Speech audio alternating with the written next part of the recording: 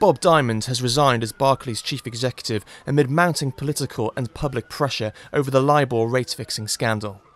The news comes just one day after Barclays chairman Marcus Aegis offered his resignation. Mr Aegis had insisted he was the man to carry the can. He was confident Mr Diamond wouldn't have to follow him out of the door and that shareholders were behind the chief executive.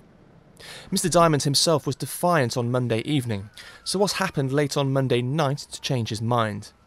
After we understand a phone call with a senior member of government, there was a change of view.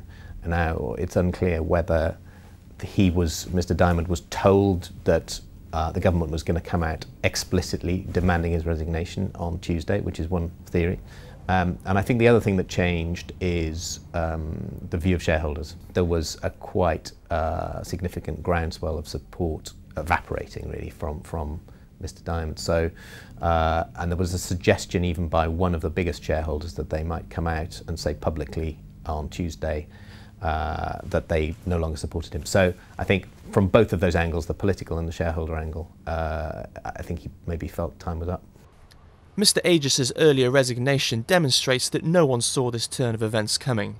But now, Chancellor George Osborne hopes Mr Diamond stepping down will change British banking for the good. I think Bob Diamond's made the right decision for Barclays, also the right decision for the country, because we need our banks focused on lending to the economy, not on the scandals of the past. And I hope this can be the first step towards a new culture of responsibility in British banking, which is what the British public very much want to see. The culture, so-called culture of a bank, does depend on its chief executive in large part. But this is not something that, will happen overnight. And I think it's an industry-wide issue as well. The Libor scandal has led to a broader banking inquiry.